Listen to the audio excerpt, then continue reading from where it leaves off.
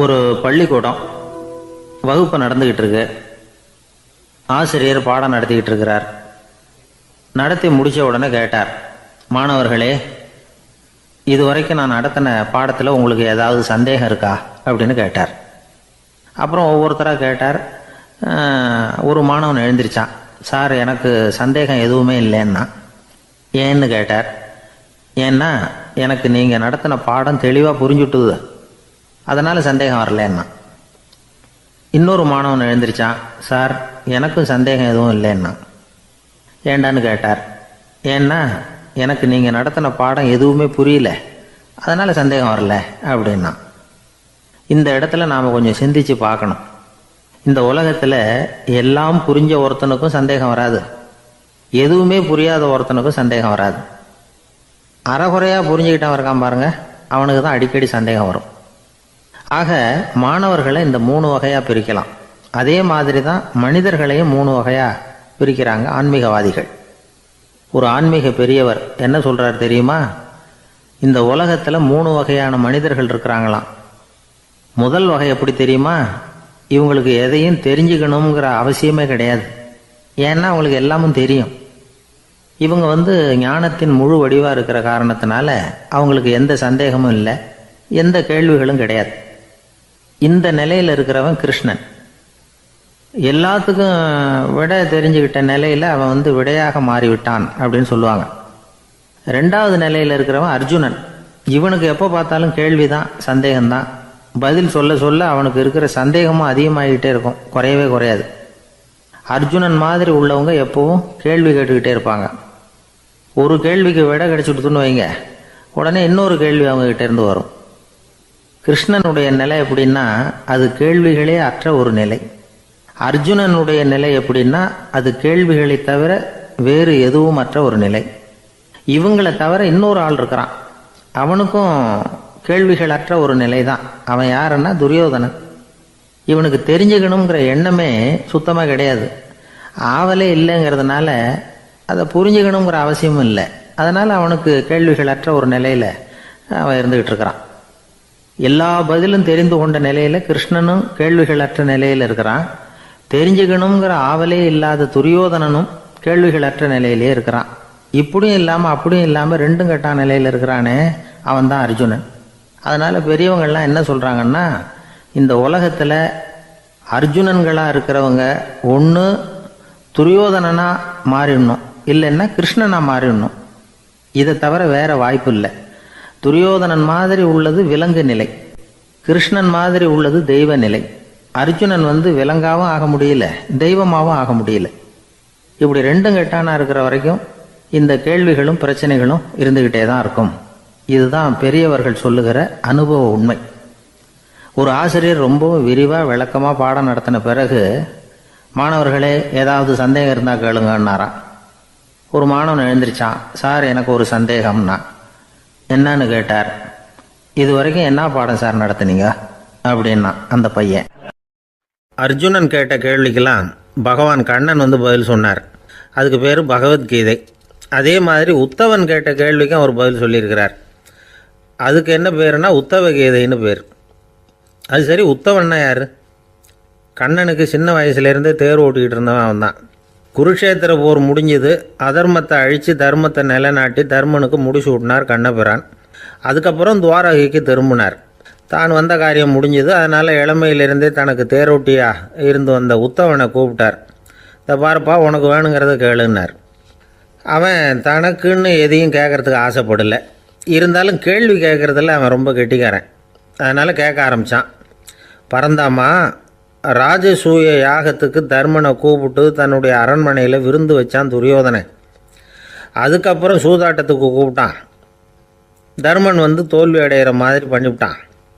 நீங்கள் தான் முக்காலமும் உணர்ந்தவராச்சே, சூதாட்டத்தில் தர்மர் ஜெயிக்கிறது மாதிரி பண்ணியிருக்கக்கூடாதா? இந்த பகடக்காயை உருட்டுறப்போ நீங்கள் எதிர்பார்த்தது விழற மாதிரி பண்ணியிருக்கலாமே. சரி, அதுதான் இல்லை. வேடிக்கை பார்த்துக்கிட்டு இருந்த பீமன், அர்ஜுனன், நகுலன், சகாதேவன் இவங்களையும் பணையம் வச்சு ஆடுறப்போவாவது காப்பாற்றிருக்கலாம். அதையும் நீங்கள் செய்யலை. பாவம், அந்த அவல பொண்ணு, ஒன்றும் புரியாத ஒன்றும் தெரியாத அந்த உன்னுடைய சகோதரி திரௌபதி. அந்த பொண்ணை வந்து துச்சாதனன் இழுத்துக்கிட்டு வந்து துகில் உரிகிற கட்டத்தில் காப்பாற்றினியே, இது நியாயமா, முறையா, அறமா? இதுதான் உத்தவன் கேட்ட கேள்வி. இதுக்கு பரந்தாமன் பதில் சொல்கிறார்.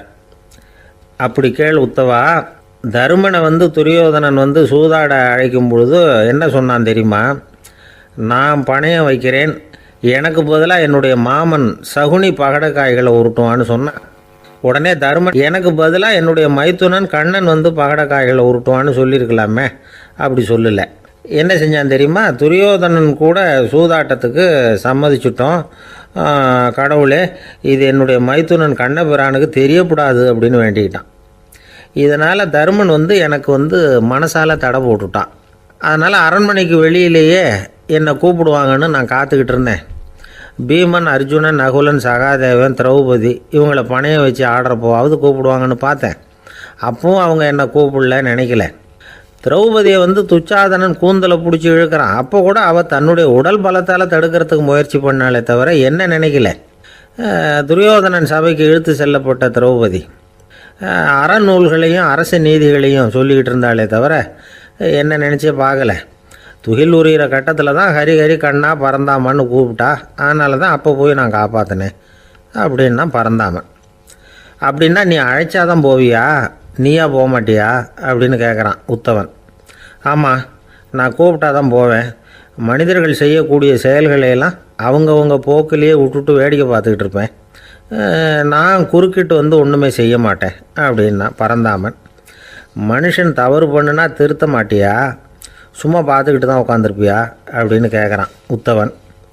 நான் மனுஷனுடைய உள்ளத்தில் இருக்கிறப்போ என் எதிரில் மனுஷன் தவறு பண்ண மாட்டான் அப்படின்னு ஆனால் கண்ணன். அதாவது யார் நினைக்கிறாங்களோ அவங்க உள்ளத்துலலாம் அவன் இருக்கிறான். அப்படி இருக்கிறப்போ தவறு செய்ய மனுஷன் அஞ்சுவான். இதுதான் உத்தவ கீதைங்கிறது. இந்த காலத்துலேயும் சில பேர் பகவான் மாதிரி அடுத்தவங்க கஷ்டப்படுறத வேடிக்கை பார்த்துக்கிட்டு இருக்கிறது உண்டு. அன்றைக்கி அப்படித்தான். நடுத்தெருவில் ஒரு திருடனை பிடிச்சி எல்லாரும் சேர்ந்து அடிச்சுக்கிட்டு இருக்கிறாங்க. ஒரு ஆள் மட்டும் தள்ளி நின்று அதை வேடிக்கை பார்த்துக்கிட்டு இருக்கான். பார்த்துக்கிட்டு சிரிச்சுக்கிட்டு இருக்கிறான். என்ன சார் இது, பாவம் அந்த ஆளை போட்டு அப்படி அடிக்கிறாங்களே அப்படின்னும். அடிக்கட்டும் சார், அவன் அடி வாங்க வேண்டிய ஆள் தான் அப்படின்னா அவன். ஏன் சார் அப்படி சொல்கிறீங்க அப்படின்னு கேட்டோம். பின்ன என்ன சார், நான் ஒருத்தர் பையில் இருந்த பர்ஸை எடுக்கிறதுக்கு முயற்சி பண்ணிக்கிட்டு இருந்தேன். அதுக்குள்ளே அவன் முந்திக்கிட்டு அப்வேஸ் பண்ணிவிட்டான். பர்ஸை அவன் எடுத்துட்டான். பார்க்குறதுன்னா எடுக்கிறது அவனா? என்ன சார் நியாயம் இது? நல்லா வாங்கட்டும் அப்படிங்கிறான். ஒரு சீன தேசத்து அரசர் இருந்தார். அவருக்கு வயசாயிட்டுது. அவருக்கு அடுத்தபடியாக அவருடைய புள்ள பட்டத்துக்கு வரணும், ஆட்சி பொறுப்பை ஏற்றுக்கணும். ஒரு நல்ல தலைவனுக்கு இருக்க வேண்டிய பண்புகள்லாம் தன்னுடைய மகனுக்கு இருக்கணும்னு விரும்பினார் அந்த அரசர். அதனால் இளவரசனை பக்கத்தில் இருந்த ஒரு குரு கிட்ட அனுப்புனார். இளவரசன் அவர்கிட்ட போய் சேர்ந்தான். அந்த குரு என்ன பண்ணார் தெரியுமா? இவனை பார்த்து சொன்னார், இதை பாருப்பா, நீ என்ன பண்ணுற, இப்போவே பக்கத்தில் இருக்கிற காட்டுக்கு போ, நடு காட்டில் போய் ஒரு இடத்துல உட்காந்துக்கோ. அங்கே என்னென்ன சத்தம்லாம் உன் காதில் விழுதுன்னு கவனித்து கேளு. உன் காதில் விழுந்த ஓசைகள் என்னென்னங்கிறத என்கிட்ட வந்து சொல்லு, அதுதான் எனக்கு தெரியணும், உனக்கு வேலையும் அதுதான் அப்படின்னு சொல்லி அனுப்பி வச்சுட்டார். இளவரசன் காட்டுக்கு போனான். குரு சொன்னபடியே ஒரு இடத்துல உட்காந்து கவனித்து கேட்டான். அதுக்கப்புறம் குருக்கிட்ட திரும்பி வந்தான். என்னென்ன சத்தம்லாம் கேட்ட அப்படின்னு கேட்டார் குரு. குருவே, காட்டில் நான் பறவைகள் சத்தம்லாம் கேட்டேன், மிருகங்களின் ஓசையையும் கேட்டேன், இதை தவிர இடி, மின்னல், மழை இதுகளோட சத்தத்தையும் கேட்டேன் அப்படின்னா. குரு யோசனை பண்ணார், நீ இன்னமும் சரியாக கேட்கல, அதனால் மறுபடியும் காட்டுக்கு போ, கொஞ்ச நாள் தங்கியிருந்து கேட்டுட்டு வா அப்படின்னார். இளவரசனுக்கு ஒன்றும் புரியல. இருந்தாலும் குருவின் கட்டளையாச்சே, மறுக்க முடியுமா? உடனே அவன் மறுபடியும் காட்டுக்கு போனான். ஒரு இடத்துல உட்காந்தான். கொஞ்ச நேரம் உன்னிப்பாக கவனித்து கேட்டான். சில நாள் கழித்து குருக்கிட்ட திரும்பி வந்தான். குருவே, இந்த தடவை சில துல்லியமான சத்தங்களை எல்லாம் கேட்டான். தேனீ பறக்கிற சத்தம், நீரோடையின் மெல்லிய ஓசை, இதெல்லாம் கேட்டேன்னா. குரு சிரித்தார். நீ மறுபடியும் காட்டுக்கு போ, இன்னும் சில நாள் அங்கே இரு, முழுமையாக கவனமாக கேட்டுக்கிட்டு வா அப்படின்னு சொல்லி அனுப்பி வச்சுட்டார். இளவரசனுக்கு குழப்பம் அதிகமாகிட்டுது. ஒன்றுமே புரியல. மறுபடியும் காட்டுக்கு போனான். மௌனமாக ஒரு இடத்துல உட்காந்துட்டான். அப்படியே தியானத்தில் ஆழ்ந்துட்டான். சில நாளில் அவனுக்கு இதுவரை கேட்காத ஓசைகள்லாம் கேட்க ஆரம்பிச்சிட்டுது. இதைத்தான் நான் கேட்கணும்னு என்னுடைய குரு எதிர்பார்த்துருக்கிறாருங்கிறத புரிஞ்சுக்கிட்டான். உடனே குருக்கிட்ட ஓடனான். குருவே, இந்த தடவை காதுகளுக்கு கேட்க முடியாத சில ஓசைகளை கூட என்னால் உணர முடிஞ்சுது. பூ மலருகிற ஓசை, சூரியனால் பூமி சூடாகிறப்போ எழுகிற ஓசை, காலை பனித்துளி, இந்த புல்லுலாம் குடிக்கிற ஓசை, இது எல்லாம் என்னால் நல்லா கேட்க முடிஞ்சுது அப்படின்னா. குருவுக்கு இப்போ தான் திருப்தி ஏற்பட்டு தான் இளவரசனை பார்த்து சொன்னார், இதை பாருப்பா, இப்போ தான் நாட்டை ஆளுகிற தகுதி உனக்கு வந்திருக்குது அப்படின்னு சொல்லி அதுக்கு விளக்கமும் கொடுத்தாராம். எந்த அரசன் தன்னுடைய மக்களின் இதயம் பேசுகிற மௌன மொழியை, மௌன வார்த்தைகளை கேட்குறானோ அவன்தான் ஆள தகுதி உள்ளவன். எந்த அரசன் தன்னுடைய மக்களின் உணர்ச்சிகளை உண்மையாக உணர்றானோ அவன்தான் முதன்மையான அரசன். போலி வார்த்தைகளை மட்டும் கேட்டுட்டு பல மௌன ராகங்களை காதில் வாங்கிக்காதவன் அரசனே இல்லை. எந்த நாட்டில் எப்போ ஒரு அரசன் தன்னுடைய மக்களின் உணர்ச்சிகளை கேட்க மறுக்கிறானோ அன்னையிலேருந்தே அந்த நாடு அழிய தொடங்குது அப்படின்னு அர்த்தம். இதுதான் அந்த குரு இளவரசனுக்கு போதிச்சது. வாயால் பேசுகிறத மட்டும் கேட்டு ஏமாறக்கூடாது, உணர்ச்சிகளையும் கேட்கறதுல தான் மனப்பக்குவம் உண்டாகும். மக்கள் உணர்ச்சிகளை புரிந்து கொள்ளாத அரசர்கள் நீடிச்சிருக்க முடியாது. அது மாதிரி நாடுகளில் அடிக்கடி குழப்பம் தான் உண்டாகும். அப்படி இருந்தால் அடிக்கடி ஆட்சி மாறிக்கிட்டு இருக்கும்.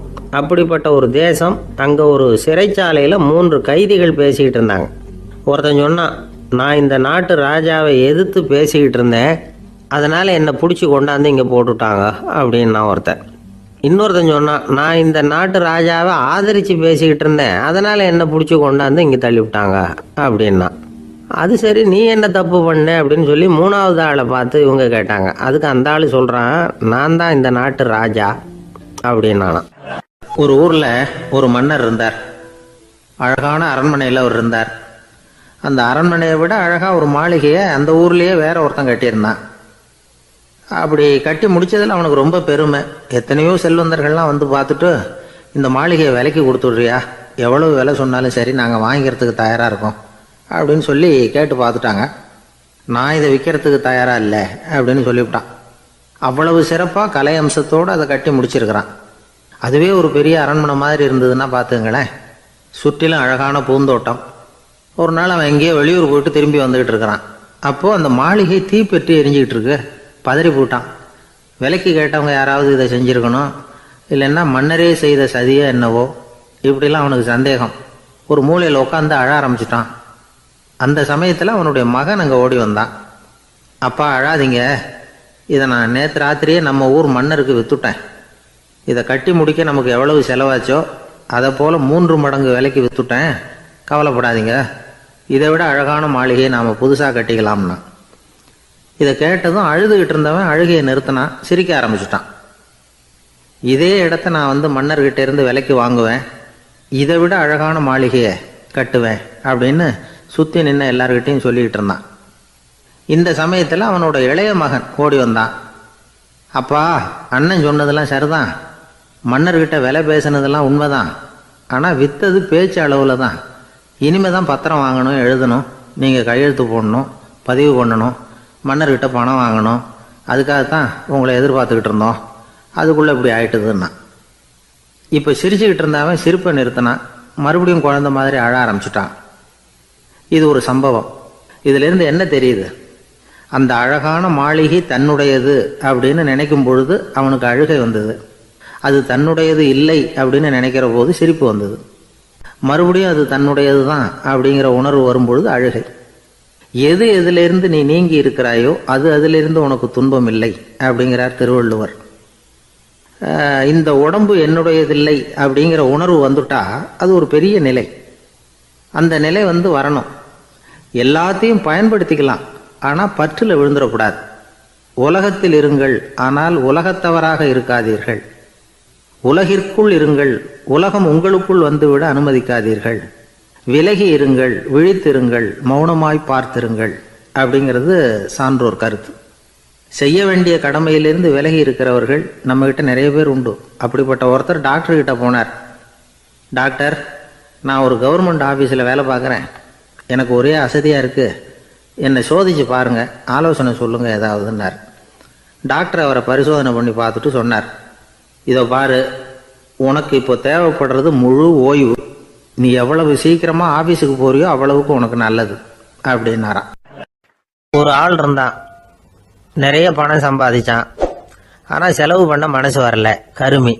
அவன் என்ன பண்ணா, சேர்த்த பணம் பூராவையும் ஒரு மரத்தடியில் புதைச்சி வச்சுருந்தான். வாரத்துக்கு ஒரு தடவை அந்த மரத்தடிக்கு வருவான், புதைச்ச இடத்த ஆவலோடு பார்த்துக்கிட்டு இருப்பான், அதுக்கப்புறம் போயிடுவான். அவ்வளவுதான். ஒரு நாள் ஒரு திருடன் வந்தான். இவன் புதைச்சி வச்சிருந்ததெல்லாம் எடுத்துட்டு போட்டான். இது தெரிஞ்சு போச்சு. அந்த கருமி புலம்ப ஆரம்பிச்சிட்டான். இவன் புலம்பலை கேட்டதும் அக்கம் பக்கத்தில் இருந்தவங்கெல்லாம் ஓடி வந்தாங்க. என்ன விஷயம்னு விசாரிச்சாங்க. இவன் சொன்னான். ஒரு பெரியவர் கேட்டார், ஏப்பா வாரம் வந்து இந்த இடத்த பார்க்கறதாக சொன்னியே, எப்போவாவது இதில் இருக்கிற பணத்தை எடுத்து செலவு பண்ணியிருக்கியா அப்படின்னு கேட்டார். நான் அப்பப்போ வந்து அதை பார்க்கறது தான் வழக்கம், அதை தொட்டதே இல்லைன்னு அவன். சரி அப்படின்னா இப்போவும் நீ அதே மாதிரி வாரம் ஒரு தடவை வந்து இந்த இடத்த பார்த்துட்டு போகலாமே அப்படின்னாராம் அந்த பெரியவர். அதுவும் சரிதானே, எவ்வளவு காலமானாலும் அவன் அந்த பணத்தை எடுத்து செலவு பண்ண போகிறதில்ல. அப்படி இருக்கிறப்ப உள்ளே பணம் இருந்தாலும் ஒன்று தான், இல்லாமல் போனாலும் ஒன்று தான். இதிலிருந்து என்ன புரியுதுன்னா, ஒருத்தர்கிட்ட இருக்கிற பணத்தை கொண்டு அவர் பணக்காரரா ஏழையா அப்படின்னு முடிவு செய்கிறது சரியில்லை. அந்த செல்வத்தை அனுபவிக்கிற திறன், பயன்படுத்துகிற திறன், அதை வச்சு தான் அவர் ஏழையா பணக்காரரா அப்படிங்கிறத நிர்ணயம் பண்ணணும். அதுதான் சரி. செலவு பண்ண தெரியாதவன் சேகரம் பண்ணிகிட்டே இருக்கிறதுனால என்ன பிரயோஜனம்? தலைமுடியே இல்லாதவன் தாராளமாக சீப்புகளை வாங்கி சேகரம் பண்ணுறது மாதிரி தானே இது. சில சமயம் செலவு பண்ண நாம் தயாராக இருந்தால் கூட அந்த செல்வம் நமக்கு பயன்படுறதில்ல. அரேபியாவில் ஒரு நகை வியாபாரி விலை உயர்ந்த முத்துக்களை எல்லாம் அவர் வச்சு வியாபாரம் பண்ணிகிட்டு இருந்தார். அவர் ஒரு சமயம் ஒரு பாலைவனம் வழியாக போயிட்டு இருக்கிறார் ஒட்டகத்தில். அப்போ திடீர்னு கடுமையான புயல் வீச ஆரம்பிச்சுட்டுது. திசை தவறி இவர் எங்கேயோ வந்துட்டார். கூட வந்தவங்களையும் காணலை, எங்கே போனாங்களோ தெரியல. இவர் ரொம்ப பயந்து போய் அங்கேயும் எங்கேயுமா அலைஞ்சு திரியிறார். வழியே தெரியல. பசி கடுமையாயிட்டுது. ஒட்டகத்து முதுகில் ஒரு மூட்டை இருந்தது. அதை பிரித்து பார்த்தார். உள்ளே ஏதாவது இருக்கான்னு தேடி பார்க்குறார். அது வரைக்கும் கண்ணில் தட்டுப்படாத அபூர்வமான ஒரு பை கண்ணில் பட்டுது. ஆஹா, அதில் ஏதாவது சாப்பிட்றதுக்கு இருக்கும் அப்படின்னு நினச்சி ஆவலாக அதை பிரித்து பார்க்குறார். அந்த பையில் விலை உயர்ந்த முத்துக்கள் நிறைய இருந்துதான். அப்போ தான் அவர் நினச்சாராம், விலை உயர்ந்த முத்துக்கள் கூட சாப்பிட்றதுக்கு உணவாக முடியாது அப்படிங்கிறத புரிஞ்சுக்கிட்டாராம். எந்த நேரத்தில் எது நமக்கு தேவையோ அது நமக்கு தாராளமாக கிடைக்கணும். அப்படி அது கிடைக்கிறதுக்கு நம்மக்கிட்ட இருக்கிற செல்வம் பயன்படணும். அது நமக்கும் பயன்படலாம், நம்ம மூலமாக அடுத்தவங்களுக்கும் பயன்படலாம். அதுதான் செல்வத்தின் பயன். ஒரு மரத்தடியில் ஒருத்தன் உட்காந்து அழுதுகிட்டு இருந்தான். அந்த பக்கமாக வந்த இன்னொருத்தன் ஏப்பா அழுதுகிட்டு இருக்கிறேன்னு கேட்டான். இந்த இடத்துல தான் பூமிக்கு அடியில் பணம் இருக்குது, புதைச்ச இடம் தெரியல, அதான் அழறேன் அப்படின்னா. நல்லா ஞாபகப்படுத்தி பாரு, எந்த இடத்துல புதைச்ச அப்படின்னு கேட்டான் இவன். அது எப்படி எனக்கு தெரியும், புதைச்சி வச்சிருக்கிறவன் நான் இல்லையே, எங்கள் எழுத்து வீட்டுக்காரன் அப்படின்னானா இவன். இந்த உலகத்தில் எவ்வளவோ உயிரினங்கள் இருக்கு, ஒவ்வொன்றும் ஒவ்வொரு விதமாக சண்டை போடுது. இப்போ 2 மாடு சண்டை போட்டுக்குதுன்னு வச்சுங்க, என்ன பண்ணும்? 2 முட்டிக்கும். அதுக்கு சண்டை போடுறதுக்கு ஆயுதமாக உபயோகப்படுறது அதோட கொம்பு. 2 சேவல் சண்டை போட்டுக்குதுன்னு வச்சுங்க, அதுக்கு ஆயுதமாக உபயோகப்படுறது அதோட கால் நகம். காலால் தான் அது ஒன்றோட ஒன்று சண்டை போட்டுக்கும். ஆனால் 2 மனுஷன் சண்டை போட்டுக்கிறான்னு வச்சுங்க, இவன் இன்னதை தான் ஆயுதமாக உபயோகப்படுத்துவான்னு குறிப்பிட்டு சொல்ல முடியாது. கல்லை எடுப்பான், கத்தி எடுப்பான், துப்பாக்கி எடுப்பான், என்ன வேணாலும் பண்ணுவான். வாயால் திட்டுவான், கையால் அடிப்பான், காலால் உதைப்பான், சகலகலாக வல்லவன். விலங்குகள்லாம் பொதுவாக வாயை சாப்பிட்றதுக்கு மட்டும்தான் உபயோகப்படுத்துது. ஆனால் இவனுக்கு சாப்பிட்றதுக்கும் அதுதான், சாப்பிட்டு விட்டு திட்டுறதுக்கும் அதுதான். ஆனால் ஒரு விஷயத்தில் மட்டும் கெட்டிக்கிறேன். அதாவது நாம் சண்டை போட்டுக்கிட்டாலும் பரவாயில்லை, கோழிகள் சண்டை போடாமல் இருக்கணும் அப்படின்னு ஆசைப்படுறான். எதுக்காக? கோழிகள் சண்டை போடாமல் இருந்தால் நிறைய முட்டைகள் போடுமா, அதுக்காக தான் இந்த அக்கறை. கோழி பண்ணை வச்சிருக்கிறவங்களுக்கு இது ஒரு பெரிய பிரச்சனை. அதாவது பண்ணையில் இருக்கிற கோழிகளுக்குள்ளே அடிக்கடி சண்டை வந்துடும். அதனால் முட்டை உற்பத்தி குறைஞ்சிரும். சரி, இதுக்கு என்ன பண்ணுறது? பண்ணையில் போய் உட்காந்துக்கிட்டு தினமும் பஞ்சாயத்து பேசிகிட்டு இருக்க முடியுமா? அமெரிக்காவில் கோழி பண்ணை வச்சிருக்கிற ஒருத்தர் இதை பற்றி யோசனை பண்ணி பார்த்தாராம். ஒரு வழியையும் கண்டுபிடிச்சிருக்கார். கோழிக்கெல்லாம் மூக்கு கண்ணாடி மாட்டி விட்டுட்டோம்னா அது சண்டை போடுற குணம் குறைஞ்சிரும், முட்டை அதிகமாகிடும். அந்த கண்ணாடியில் உள்ள லென்ஸு சிவப்பு நிறத்தில் இருக்கணும், அவ்வளவுதான் அப்படின்னு அவர் கண்டுபிடிச்சாராம். இது ஏற்கனவே நடைமுறையில் கண்டுபிடிக்கப்பட்ட ஒரு விஷயம். ஆனால் எல்லா கோழிக்கும் சிவப்பு மூக்கு கண்ணாடி எப்படி மாட்டி விடுறது? அப்படியே மாட்டி விட்டாலும் அது நழுவாமல் இருக்கணுமே. இப்போ நாமெல்லாம் நடு விரலால் மூக்கு கண்ணாடி நடுவில் தொட்டு அப்படி ஸ்டைலாக சரி பண்ணிக்கிறோம். அது மாதிரி கோழி எப்படி சரி பண்ணிக்கும்? இதுதான் பிரச்சனை. இதுக்கு அவர் என்ன வழி கண்டுபிடிச்சாருன்னா, கோழிக்கெல்லாம் மூக்கு கண்ணாடிக்கு பதிலாக விழியொட்டு வில்லைகள், கான்டாக்ட் லென்ஸ், அதை பொருத்தி விட்டா என்ன அப்படின்னு யோசனை பண்ணார். அதே மாதிரி பண்ணார். அதே மாதிரி செஞ்சு பார்த்தார், வெற்றி. அதுக்கப்புறம் கோழியெல்லாம் சண்டை போட்டுக்கலையாம், சமாதான பிரியர்கள் ஆகிட்டு தான். கோழிகளுக்கு இயல்பாகவே சண்டை போடுற குணம் உண்டு. ஆனால் அதோட கண்ணுக்கு பார்க்குற பொருள்லாம் ரோஜா நிறத்துலையோ அல்லது இன்னும் சொல்ல போனால் அழுத்தமான சிவப்பு நிறத்துலையோ தெரிஞ்சதுன்னா சண்டை போடுற குணம் குறைஞ்சிருதான். அந்த சமயத்தில் அது அதிகமாகவும் முட்டையிட ஆரம்பிச்சுடுதான். அதே நேரத்தில் இறை எடுக்கிறத கூட குறைச்சிக்குதான். இது ஏன் இப்படி பண்ணுதுங்கிறது விஞ்ஞானிகளுக்கு இன்னமும் புரியலையா. எப்படியோ அமெரிக்க கோழிகள்லாம் கான்டாக்ட் லென்ஸ் பொருத்திக்க ஆரம்பித்தாச்சு. கோழி கழுத்தை பிடிச்சிக்கிட்டு ஒரு சில வினாடிகளில் அதை பொருத்தி போடுறாங்களாம். கோழியோட ஆயுள் பூரா அது அப்படியே இருக்குமா. பண்ணையில் முட்டை உற்பத்தி குறைஞ்சா இது மாதிரி விஞ்ஞானபூர்வமாக பரிகாரம் தேடுறது தான் நல்லது. நமக்கு வேண்டியப்பட்ட ஒருத்தர், அவர் ஒரு கோழி பண்ணை வச்சுருந்தார். அந்த பண்ணையில் பாதி கோழி திடீர்னு செத்து போச்சு. உடனே ஒரு கால்நடை மருத்துவர்கிட்ட போக வேண்டியது தானே. அங்கே போகல. உள்ளூரில் மந்திரம் பண்ணிகிட்டு இருந்த ஒரு சாமியார்கிட்ட போனார். அவர் காலில் விழுந்தார். சாமி, என் பண்ணையில் பாதி கோழி செத்து போட்டுதுன்னார். சாமியார் யோசனை பண்ணார். சரி, பண்ணையில் வாசப்படி கிழக்கு பக்கமாக வச்சுருக்கியா மேற்கு பக்கமாக வச்சுருக்கியான்னு கேட்டார்.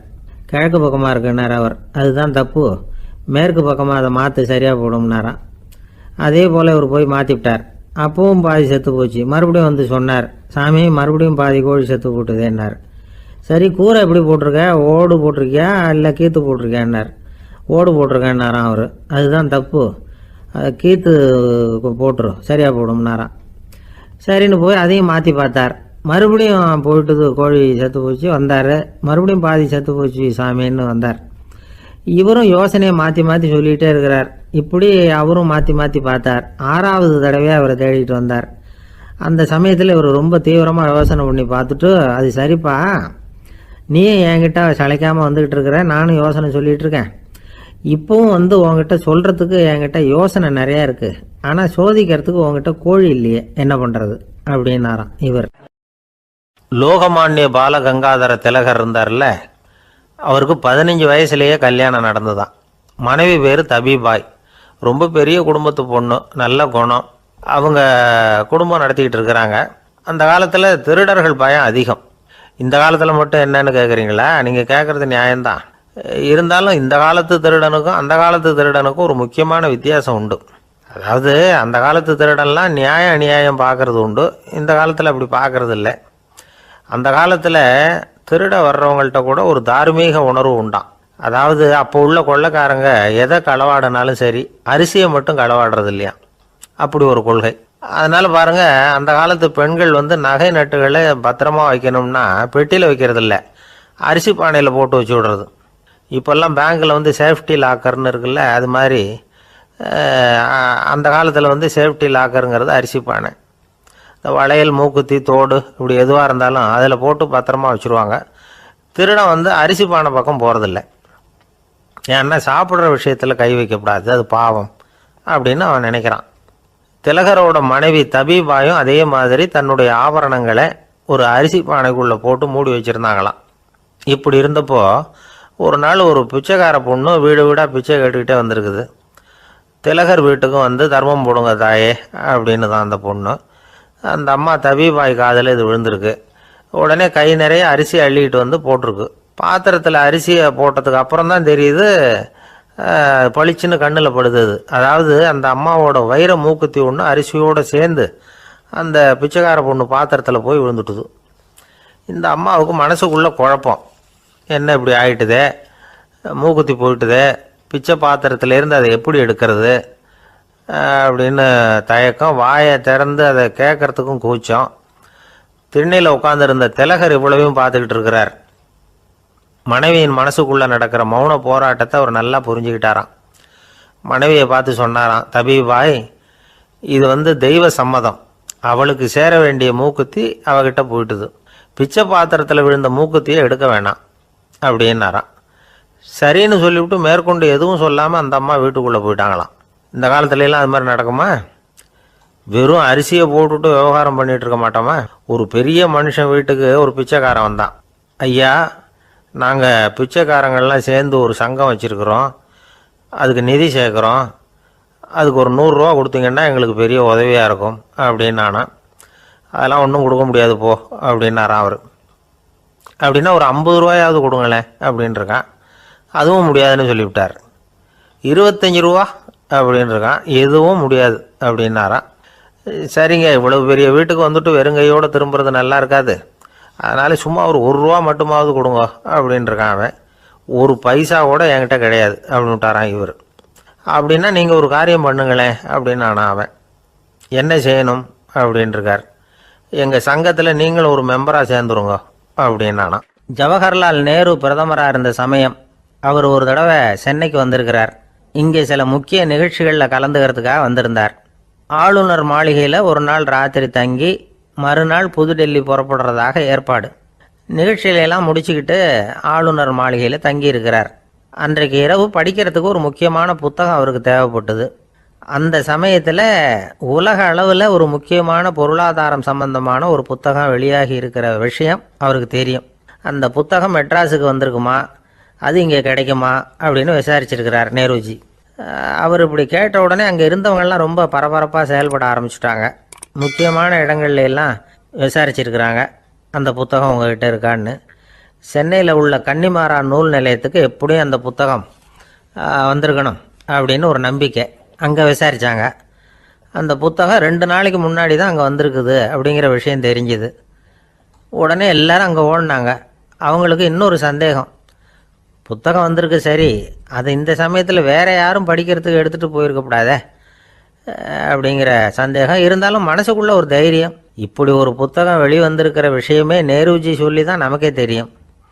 அதுவும் இல்லாமல் உலக பொருளாதாரம் சம்பந்தமான ஏதோ ஒரு புத்தகம் அது. அதை போய் இந்த நேரத்தில் அவ்வளவு ஆர்வமாக யார் எடுத்துகிட்டு போயிட போகிறாங்க அப்படிங்கிற தைரியம். இந்த தைரியத்தோடு அந்த நூல் நிலையத்துக்கு ஓடினாங்க. புத்தகத்தை தேடினா அது கிடைக்கல. யாரோ எடுத்துகிட்டு போயிருக்கிறாங்க.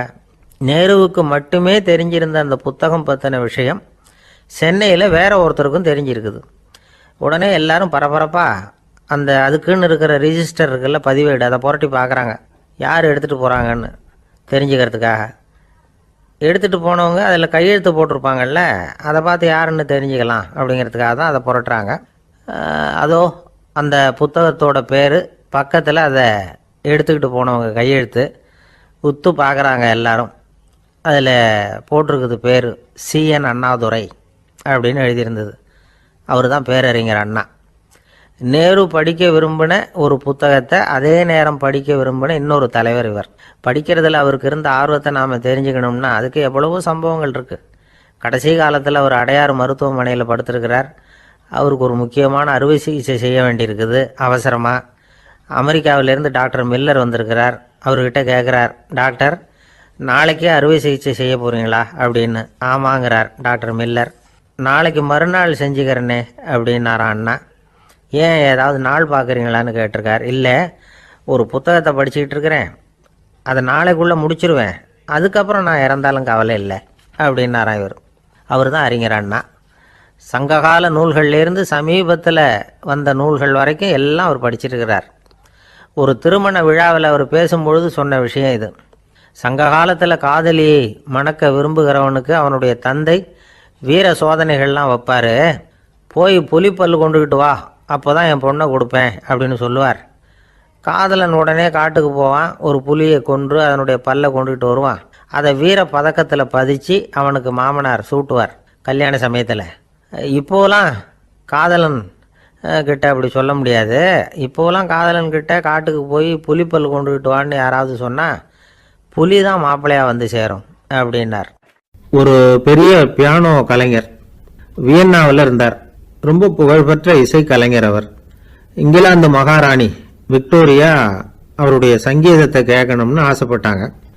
அவரை அரண்மனைக்கு கூப்பிட்டாங்களாம். பியானோ வாசிக்க சொல்லி கேட்டாங்களாம். இவரும் ரொம்ப பிரமாதமாக வாய்ச்சி காட்டியிருக்கார். உடனே பாராட்டி பரிசுகள்லாம் கொடுத்து அனுப்புனாங்களாம். அந்த இசையை கேட்கறதுல அரசிக்கு ரொம்பவும் ஆர்வம் உண்டு. அதனால அதுக்கப்புறமும் அந்த கலைஞர் அடிக்கடி அரண்மனைக்கு வர வேண்டிய அவசியம் ஏற்பட்டது. ஏன்னா அரசி கூப்பிட ஆரம்பிச்சாங்க. இவர் போகணும், அங்கே இசை நிகழ்ச்சி நடத்தணும். இவர் அங்கே பாடி வாசிக்கிறது உண்டு. ஒரு தடவை மகாராணி அவரை பார்த்து, உங்கள் நாட்டு தேசிய கீதம் பாடுங்களேன் அப்படின்னு கேட்டாங்களாம். உடனே அவர் தன்னுடைய நாடான ஆஸ்திரியாவின் தேசிய கீதத்தை பாடியிருக்கிறார். அவர் பாட ஆரம்பித்த உடனே மகாராணி எழுந்திருச்சு நின்னாங்களாம். அதுக்கு மரியாதை செலுத்துகிற நோக்கத்தோட பாட்டு முடிகிற வரைக்கும் அப்படியே நின்றுக்கிட்டு இருந்தாங்களாம். இதுதான் அந்த அரசியினுடைய பெருந்தன்மை. அதாவது நாட்டுப்பற்றுங்கிறது அந்த அளவுக்கு அப்படி இருக்கணும்.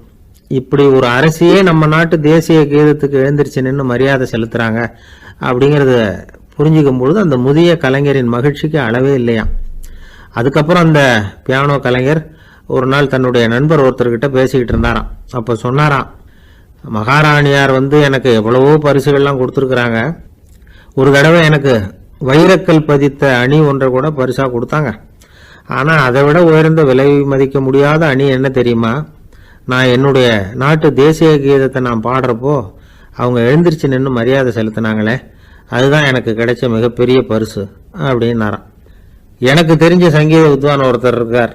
சமீபத்தில் ஒரு நாள் அவரை பார்த்தேன். எப்படி போயிட்டுருக்கு உங்கள் தொழில் அப்படின்னு கேட்டேன். ரொம்பவும் வித்தியாசமாக போயிட்டுருக்குங்க அப்படின்னார். என்ன சொல்கிறீங்க அப்படின்னேன். முன்னாடியெல்லாம் நான் பாடினா எதிரில் இருக்கிறவங்க தான் எழுந்திரிச்சு போயிட்டு இருந்தாங்க. இப்போ எப்படின்னா நான் பாட ஆரம்பிச்ச